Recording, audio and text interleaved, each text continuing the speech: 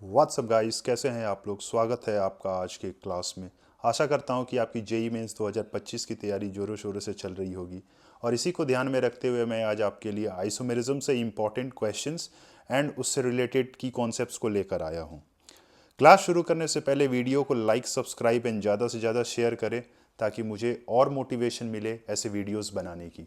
तो फिर चलो शुरू करते हैं। जो आपका सबसे पहला प्रॉब्लम है, out of the given compounds, n is a number of compounds which are chiral, find the value of n by 10। तो जैसे ही ये क्वेश्चन आता है तो स्टूडेंट्स कायरल देखने के बाद से तुरंत कंपाउंड के अंदर कायरल सेंटर ढूंढने चले जाते हैं। दोस्त, कायरल होने का मतलब कायरल सेंटर का होना मैंडेटरी नहीं है। आपको कायरल सेंटर देखने नहीं जाना है। कायरल कंपाउंड वो होते हैं जिनके अंदर कोई सिमेट्री नहीं होता है। Symmetry should be absent. तो आपको वैसे कंपाउंड्स देखने हैं जिनके अंदर सिमेट्री एब्सेंट हो। एंड रही बात मैं सिमेट्री की अगर कर रहा हूँ, देन मैं POS एंड COS आपका एब्सेंट होना चाहिए। तो आइए एक एक करके सारे कंपाउंड्स को देखते हैं। पहला जो कंपाउंड है ये चिक चिक के बोल रहा है, इसके अंदर POS एब्सेंट है। दूसरे वाले कंपाउंड में भी एब्सेंट है। तीसरे वाले कंपाउंड में सिमेट्री प्रेजेंट है। चौथे वाले में भी सिमेट्री प्रेजेंट है। पांचवे वाले में भी सिमेट्री प्रेजेंट है। छठे वाले में सिमेट्री नहीं है। सातवें में भी POS या फिर COS नहीं है। आप खुद सोचो ना यार, एक Cl आ गया है, कैसे होगा, और इधर एक OH है। आठवां वाला केस एलीन वाला केस है, ये परपेंडिकुलर है एंड परपेंडिकुलर होने के बाद ये H और Br एंड Cl जो H है ये क्या है, उसके कारण सिमेट्री एब्सेंट होगा। तो ये कंपाउंड जो है वो ऑप्टिकली एक्टिव है, ये ऑप्टिकली एक्टिव है। सिमिलरली नाइन्थ वाला बाइफेनाइल्स जो होते हैं वो क्या होते हैं, बाइफेनाइल्स प्लेनर होते हैं। बट अगर आप रिंग के अंदर ऑर्थो पे बल्कि ग्रुप्स लगा दोगे देन उनके कारण रिपल्सन होगा एंड रिपल्सन होने के बाद वो क्या हो जाएंगे, वो नॉन प्लेनर हो जाएंगे। आप खुद सोचो, एक रिंग जो है वो ऐसा खड़ा है और दूसरा रिंग जो है वो ऐसा लेटा हुआ है। सो फिर से ये एलिन्स टाइप ही कुछ केस बन गया, परपेंडिकुलर है। ठीक है, सो इस केस के अंदर भी सिमेट्री आपकी नहीं है। सो अगर मेरे को कायरल ढूंढना है देन फर्स्ट वाले के अंदर नहीं था, सेकंड वाले के अंदर नहीं था, फिर उसके बाद से छठे में नहीं था, सातवें में नहीं था, है ना, आठवें में नहीं है एंड देन नौवें में नहीं है। सो इसका राइट आंसर क्या होगा, 6/10 विच इज़ 0.6। सो ये बात आप ध्यान रखिएगा, कायरल वाला जो है वो बहुत इंपॉर्टेंट है। अगला सवाल है इसके बाद, क्वेश्चन बोल रहा है 2 मिथाइल पेंटेन है, मोनोक्लोरिनेशन करा रहे हैं और उससे X आइसोमर बन रहा है।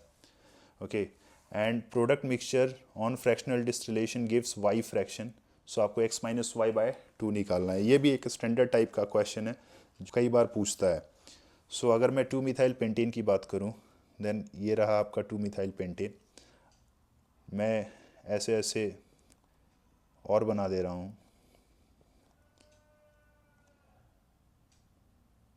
एंड अगर आप देख पा रहे हैं देन अब मेरे को एक एक Cl लगाने हैं। तो पहले वाले कंपाउंड में मैं यहाँ एक Cl लगाऊंगा एंड इसके अंदर मेरे पास अगर आप देखेंगे देन यहाँ पे ये वाला सेंटर कायरल हो जाएगा। तो कायरल हो गया मतलब इसका मिरर इमेज भी होगा। सो बेसिकली इन एनशियोमर्स, सो इससे जो मेरे को जो X आइसोमर मिलेंगे उसमें मेरे को 2 काउंट करना होगा। फिर दूसरा वाला कंपाउंड में मैं Cl यहाँ डालूंगा, यहाँ से मुझे कोई भी कायरल सेंटर नहीं मिल रहा है। सो इससे एक ही आंसर आएगा। जो मेरा थर्ड वाला है मैं यहाँ Cl पुट करूँगा, यहाँ Cl पुट करने से ये वाला सेंटर मेरा कायरल हो जाएगा। तो कायरल हो जाएगा तो वहाँ से भी 2 आंसर आएंगे। फोर्थ वाले में मैं Cl यहाँ डालूँगा, यहाँ से भी ये सेंटर क्या हो गया, कायरल हो गया। तो कायरल हो गया देन यहाँ से भी 2 आंसर आएंगे। एंड जो मेरा आखिरी वाला है मैं Cl यहाँ डालूँगा, इससे मुझे एक आंसर मिलेगा। सो ये जो X की बात कर रहा था, सो वो X कितना हो गया, 2 + 1 + 2 + 2 + 1 विच बेसिकली इज़ 8। अब नाउ इस X का हम फ्रैक्शनल डिस्टिलेशन करते हैं। सो मैं आपको क्लियर कर देना चाहता हूँ कि जो अपने इनेंशियोमर्स होते हैं ना, इनेंशियोमर्स, उनकी जो फिज़िकल और केमिकल प्रॉपर्टीज़ जो होती हैं वो सेम होती हैं, एंड अगर वो सेम है देन ये आपका आइसोमर तो 2 मिला था, बट जब आप इसका फ्रैक्शनल डिस्टिलेशन करोगे देन उनके बॉइलिंग पॉइंट सेम हो जाएंगे। एंड अगर बॉइलिंग पॉइंट सेम हो जाएंगे तो एक ही टाइम पे इनके वेपर्स निकलेंगे, तो फिर आप उसको डिस्टिंग्यूश नहीं कर पाओगे।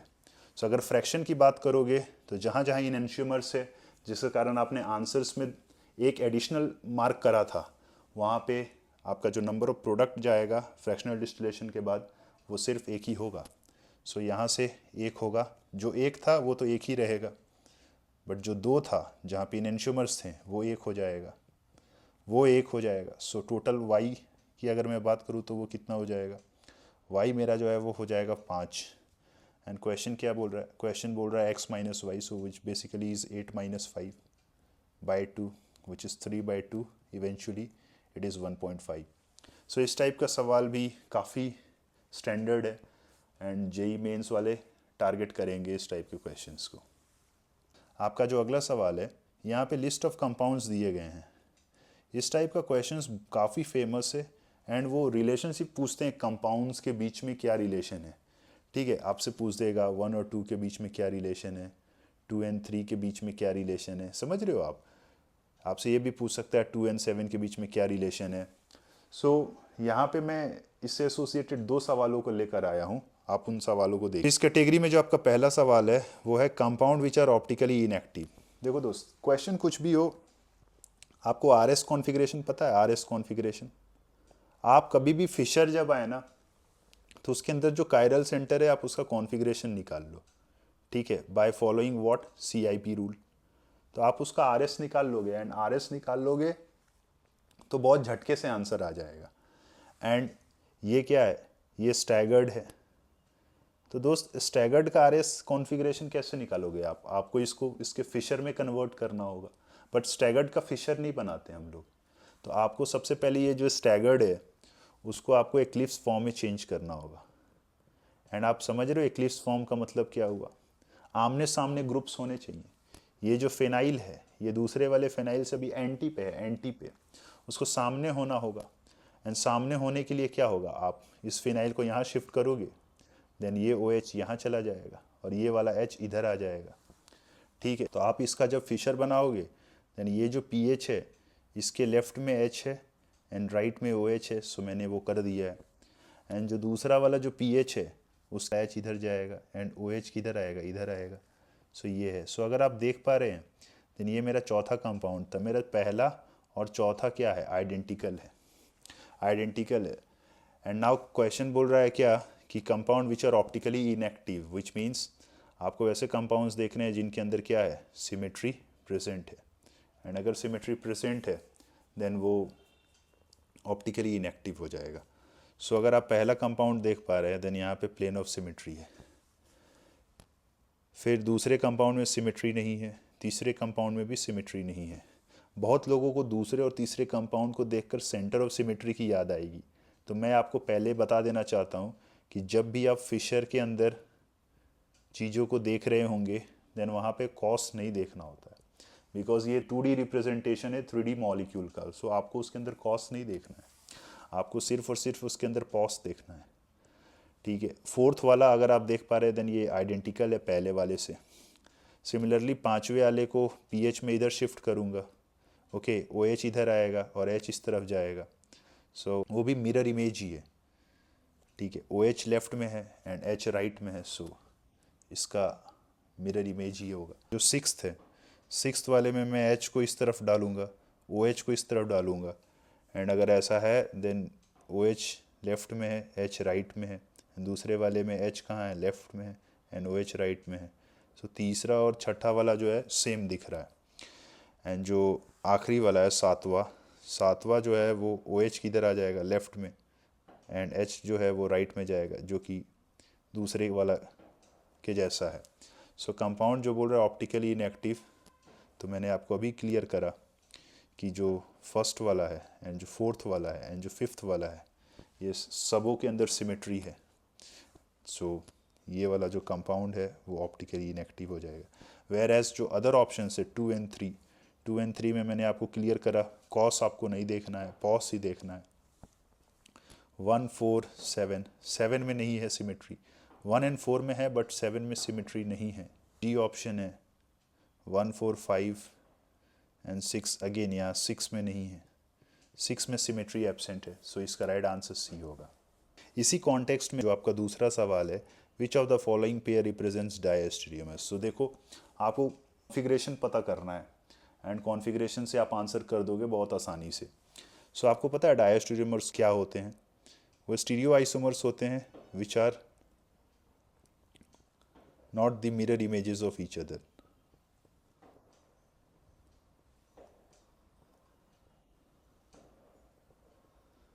ठीक है, सो यहाँ पे अगर आप देख पा रहे हैं, देन फर्स्ट एंड अगर मैं सिक्स्थ वाले को देखूं, सिक्स्थ वाला मैंने अभी बात करी थी, ठीक है, सिक्स्थ वाले के बारे में मैंने बोला था ना कि सिक्स्थ वाला और थर्ड वाला सेम ही है। सो अगर मान लो इस कार्बन का कॉन्फ़िगरेशन कुछ है, एज्यूम कर लो आर है, ठीक है, देन इस वाले कार्बन का कॉन्फ़िगरेशन क्या होगा? ये एच और ओ एच इस केस में क्या है? डिफरेंट है, सो वो एस होगा अगर ये वाला आर है तो। एंड जो दूसरा वाला है, अगर मान लो ये क्या है? आर है, सो ये वाला भी क्या होगा? आर ही होगा। मतलब आप देख पा रहे, ये कंपाउंड एंड ये कंपाउंड एक दूसरे के स्टीरियो आइसोमर तो हैं, बट वो उनके मिरर इमेजेस नहीं हैं, ठीक है। अगर नहीं है देन फिर वो क्या हो गया? वो डायस्टीरियोमर्स हो गया। आपका जो अगला सवाल है, choose the correct option regarding the following compound. आपको 3 कंपाउंड दे रखे हैं, ओके। सो सबसे पहले आपसे पूछ रहा है 1 2 and 3 have same number of stereo isomers. तो दोस्त, same number of stereo isomers का मतलब क्या हो गया? You have to go for geometrical isomers and optical isomers, ठीक है। आपको ज्योमेट्रिकल ऑप्टिकल दोनों देखने होंगे इसके। सो अगर मैं बात करूँ ज्योमेट्रिकल की, देन पहले वाले केस में आपको पता है रेस्ट्रिक्टेड रोटेशन होना चाहिए, एंड रेस्ट्रिक्टेड रोटेशन के बाद जो भी टर्मिनल एटम्स हैं उनके दोनों वैलेंसेस डिफरेंट होने चाहिए, एंड ये दोनों टर्मिनल एटम के लिए वैलिड है। तो आप यहाँ देखिए, यहाँ पे आपके पास रेस्ट्रिक्टेड रोटेशन है एंड जो टर्मिनल एटम्स हैं वो क्या हैं? वो डिफरेंट हैं। सो ये जीआई तो शो करेगा। अगर मैं सेकंड कंपाउंड के अंदर जाऊँ और जीआई के बारे में बात करूँ, देन ये तो रेस्ट्रिक्टेड रोटेशन है, बट इधर वैलेंसीज सेम हो जा रही है। बट अगर मैं रिंग के अक्रॉस जाऊँ, साइक्लो एल्केन, आपको पता है साइक्लो एल्केन, साइक्लो एल्केन के अंदर जीआई शो होता है, प्रोवाइडेड आपके पास एटलीस्ट 2 सेंटर्स ऐसे होने चाहिए जो sp3 हाइब्रिडाइज्ड होने चाहिए, एट द सेम टाइम उनसे एसोसिएटेड जो दोनों वैलेंसीज हैं वो वैलेंसीज डिफरेंट होनी चाहिए। आप देख लीजिए यहाँ पे। सो अगर मैं रिंग के अक्रॉस जाऊँ, ये जो साइक्लोप्रोपेन है, देन यहाँ पे ये उस केस को सेटिस्फाई कर रहा है, एक मिथाइल है और दूसरा एच है इस केस में भी। सो यहाँ से क्या हो गया? यहाँ से जीआई शो हो रहा है। एट द सेम टाइम अगर मैं ऑप्टिकल की बात करूँ, देन ये वाला जो सेंटर है मेरा, ये सेंटर कायरल भी है, सिमिलरली यहाँ और यहाँ ये भी कायरल है, तो यहाँ से ऑप्टिकल भी हो रहा है। नाउ जो आपका थर्ड केस है, थर्ड केस पे मैं जाऊँ तो फिर यहाँ से क्या हो रहा है? यहाँ से आपका फिर से ज्योमेट्रिकल हो रहा है, एंड इस वाले सेंटर से आपका क्या हो रहा है? ऑप्टिकल हो रहा है। सो आप देख पा रहे हैं किसी भी एंगल से पहले, दूसरे और तीसरे में same number of stereo isomer तो होगा नहीं। Same number of stereo isomer तो किसी एंगल से नहीं होगा, वो तो अंधा भी देख के आप बोल देगा। उसके बाद अगर मैं दूसरे ऑप्शन की बात करूं कि only 2 and 3 shows optical isomerism, yes, मैंने अभी बात करी है 2 और 3 ऑप्टिकल आइसोमर शो करेगा। अगर सी ऑप्शन पे मैं जाऊँ 1 and 2 आर स्ट्रक्चरल आइसोमर्स, तो आप पहले मॉलिक्यूलर फॉर्मूला देख लो इसका, बिकॉज बहुत बार क्या होता है कि अपने को लगता है कि हाँ हो जाएगा, लेकिन थोड़ा सा फॉर्मूला में आगे पीछे हो जाता है, कभी एच चला जाता है, कभी एक कार्बन कम हो जाता है। सो एक बार फॉर्मूला चेक कर लियो। जब आप फॉर्मूला चेक करेंगे देन आप पाएंगे कि दोनों का सेम ही है। So yes, they are structural isomers, okay. And जो डी बोल रहा है वो बोल रहा है 1 2 and 3 shows geometrical isomerism, which is true, okay. So ध्यान रखिएगा, इसका राइट आंसर जो है वो BCD है एंड ज्योमेट्रिकल ऑप्टिकल से एसोसिएटेड वो सवालों को किसी भी फॉर्मेट में पूछ सकते हैं। बहुत सारे स्टूडेंट यहाँ PNC लगाते हैं। देखो दोस्त, अभी तो मैंने number of geometrical and optical isomer calculate आपसे नहीं कराया है। जब भी क्वेश्चन आए देन आप प्रॉपर अपना ब्रेन यूज़ करके नंबर ऑफ आइसोमर्स कैलकुलेट करना। PNC करोगे देन PNC करने के बाद से आपका आंसर एग्ज़ाम में तो गलत ही आएगा। अभी तक जिस भी आप कोचिंग इंस्टीट्यूट में जा रहे होगे वहाँ पे जो है PNC लगाने से आंसर आ जा रहा होगा, बट इसका मतलब ये नहीं कि जो जेई पूछेगा वहाँ पे आप PNC लगाओगे और आपका आंसर आ जाएगा। आ तो जाएगा लेकिन वो आंसर गलत ही रहेगा। ठीक है, अगला सवाल ड्यूटीरियम एक्सचेंज पे है एंड ये बहुत फेमस क्वेश्चन है। सो अगर मैं ड्यूटीरियम एक्सचेंज की बात करूँ, ठीक है, मैं एक एग्जांपल ले रहा हूँ। अगर मैं ड्यूटीरियम एक्सचेंज की बात करूँ देन वहाँ होता क्या है ड्यूटीरियम एक्सचेंज के अंदर, जितने भी हाइड्रोजन्स हैं जो कि एक्टिव हाइड्रोजन है, जहाँ से मैं हटाऊंगा और उसके बाद माइनस आएगा एंड वो माइनस जो है वो टॉटोमेरिज्म के केस को सेटिस्फाई करेगा, विच मीन्स वो माइनस रेजोनेट करते हुए ऑक्सीजन पे जाएगा। देन यहाँ वाले जितने भी हाइड्रोजन है वो ड्यूटीरियम से रिप्लेस हो जाएंगे। एट द सेम टाइम जहाँ जहाँ माइनस आया होगा वहाँ वहाँ वाला हाइड्रोजन जो है वो ड्यूटीरियम से रिप्लेस हो जाएगा। तो रेजोनेटिंग स्ट्रक्चर के अंदर अगर आप देख पाएंगे देन माइनस यहाँ पे आएगा एंड यहाँ पे एक हाइड्रोजन है, सो वहाँ से एक ड्यूटीरियम एक हाइड्रोजन से रिप्लेस हो जाएगा। सो अगर ये फंडा है देन आप इस क्वेश्चन को देखिए, आपको तो पता ही होगा कि टॉटोमेरिज्म यहाँ से होगा एंड यहाँ पे आपके पास कितने हाइड्रोजन है, 2 हाइड्रोजन है। At the same time tautomerism हम यहाँ से भी करा सकते हैं। देखो आप, ये इस रास्ते से होते हुए जाएगा, समझ पा रहे हो आप? एंड जो दूसरा है वो ये वाला फॉर्मेट है, इधर से होते हुए जाएगा। सो ये काफ़ी गंदा हो गया यहाँ, सो मैं इधर बना दे रहा हूँ।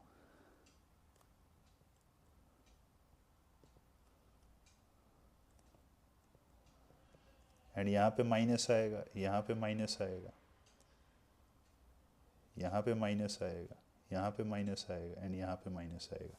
एंड अब अगर मैं H की बात करूँ देन यहाँ पे कितने H थे, 2H। यहाँ पे कितने थे, 2H। सो 2 2 4 हो गया। ये 5 वाला H था, ये 6 वाला H है और ये 7 वाला H है। सो कितने ड्यूटीरियम एक्सचेंज होंगे आफ्टर अ लॉन्ग टाइम, 7। अच्छा, ये जब बोला जाता है ना लॉन्ग टाइम, विच मीन्स 5-6 दिनों के बाद। ओके, सो इसका आप ध्यान रखिएगा, इस टाइप के क्वेश्चंस को भी वो बहुत टारगेट करता है। उसके बाद जो अपना अगला प्रॉब्लम है वो प्रॉब्लम बोल रहा है कि choose the correct statement regarding the compound C6H12। सो आपके पास C6H12 है एंड C6H12 के बारे में वो बातें कर रहा है। ठीक है, तो सबसे पहले आपको इसका DOU निकालना है एंड DOU आपको पता है जितने भी कार्बन होंगे आपको उसके करस्पॉन्डिंग एल्केन बनाने हैं एंड डिफरेंस इन हाइड्रोजन देखना है एंड उसको 2 से डिवाइड कर देना है। सो यहाँ पे 2 आएगा, 2/2 इज़ 1। सो इसका DOU कितना हो गया, 1 हो गया। अब क्वेश्चन बोल रहा है कि इसके जो है वो 10 साइक्लिक स्ट्रक्चरल आइसोमर्स हैं। तो आइए चेक करते हैं, बनाते हैं 10 आइसोमर्स इसके कौन कौन से होंगे। तो मैं फर्स्ट 3 मेंबर रिंग ले रहा हूँ एंड जैसे ही मैं 3 की रिंग लिया देन मेरे पास 3 कार्बन फ्री हो गए। सो वो 3 कार्बनों को मैं ऐसे सिंगल सिंगल लगा रहा हूँ। फिर एक मिथाइल और एक इथाइल का कॉम्बिनेशन लगा रहा हूँ। फिर एक मिथाइल और एक इथाइल का कॉम्बिनेशन एक ही कार्बन पे मैं लगा रहा हूँ। फिर उसके बाद मैं 2 मिथाइल एक पे लगा रहा हूँ और एक मिथाइल दूसरे वाले कार्बन पे लगा रहा हूँ। सो 3 कार्बन को लेते हुए मेरे पास ये पॉसिबिलिटी है। 4 की रिंग पे मैं जाऊँ देन मेरे पास ये मिलेगा, फिर मुझे ये मिलेगा, फिर मुझे ये मिलेगा एंड फिर मुझे ये मिलेगा। एंड अगर मैं 5 के रिंग के पॉसिबिलिटी से जाऊँ तो मुझे ये मिलेगा एंड मुझे ये मिलेगा। सो तो आप अगर देखने के लिए जाओ कि टोटल साइक्लिक आइसोमर्स कितने हैं देन आंसर 10 निकल कर आएगा, विच मीन्स ए ऑप्शन सही है। ठीक है, अब ये बोल रहा है कि out of 10 5 shows geometrical as well as optical. अगर मैं ज्योमेट्रिकल पे जाऊँ देन पहला वाला शो करेगा, दूसरा वाला शो करेगा, ठीक है, चौथा वाला शो करेगा, 5 वाला शो करेगा, 6 वाला शो करेगा, ये नहीं करेगा, ये भी नहीं करेगा, ये नहीं करेगा, ये नहीं करेगा। एंड अगर मैं ऑप्टिकल से जाऊं देन ये वाला शो करेगा, ये भी ऑप्टिकल शो करेगा, थर्ड वन वाला भी ऑप्टिकल शो करेगा, ये भी शो करेगा, ये ऑप्टिकल नहीं शो करेगा। सो ऑप्टिकल कितने हो रहे हैं? ऑप्टिकल 4 हो रहे हैं एंड ज्योमेट्रिकल हो रहे हैं 5, विच मीन्स ऑप्शन बी भी रॉन्ग है। Now out of 10 only 2 do not undergo catalytic hydrogenation. दोस्त कहीं डबल बॉन्ड है ही नहीं, कहीं डबल बॉन्ड है ही नहीं, तो ये तो सारे होंगे ना which does not undergo catalytic hydrogenation. So ये भी रूल्ड आउट हो गया। फिर बोल रहा है out of 10 only 2 exhibits optical isomerism. वो तो अभी हमने डिस्कस करा है, 4 जो है वो ऑप्टिकल शो कर रहे हैं। सो डी भी ख़त्म हो गया, कैंसिल हो गया। उसके बाद से जो है आपका अगला सवाल है, वो बोल रहा है क्या, विच of the following is not the correct relationship. आइए चेक करते हैं ऑप्शंस को। 1 and 2 आर फंक्शनल आइसोमर्स। तो अगर मैं 1 की बात करूँ तो प्राइमरी अमाइन लग रहा है एंड 2 जो है वो सेकेंडरी अमाइन लग रहा है। तो भाई प्राइमरी अमाइन और secondary amine basically 1 degree amine and 2 degree amine,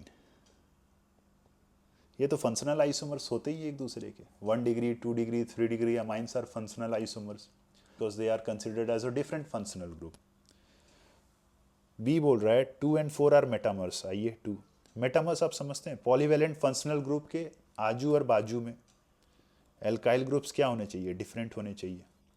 सो यहाँ पे आपके पास नाइट्रोजन है, इधर एक तरफ मिथाइल है और एक तरफ ये बड़ा वाला ग्रुप है। एंड फोर्थ वाले में अगर आप देख पा रहे हैं देन हाँ भाई इधर इथाइल है, इधर इथाइल है और इधर ये जो ग्रुप है वो बदल गया। सो ये तो दोनों सही है, आई मीन करेक्ट हैं, आपसे इनकरेक्ट पूछा है। एंड जो सी है 1 and 4 आर पोजिशनल आइसोमर्स। आइए कहाँ गया 1, ये है एंड ये 4 है। भाई ये तो फिर से वही हो गया, 1 जो है ये 1 डिग्री अमाइन है एंड 4 जो है वो 2 डिग्री अमाइन है। ये कब से पोजिशनल हो गया भाई, ये तो फंक्शनल है, तो ये गलत हो गया। And 1 and 3 are chain isomers. So chain isomers आपको पता है क्या होता है? हाँ, बहुत लोगों को लगता है number of carbon atom in main chain different होना चाहिए, सही बात है, बट ऐसा नहीं है। Number of carbon atom same भी हो सकता है मेन चेन में, ठीक है, बट उस केस में जो आपका नंबर ऑफ साइड चेन है वो डिफरेंट होना चाहिए।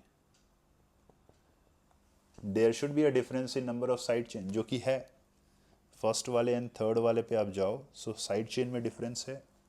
पहले वाले में आपके पास कितना है, 1 2 3 है, इंक्लूडिंग अगर आप NH2 को लोगे तो फिर वो 4 हो जाएगा, और उस केस में इधर कितना है, 2 ही है।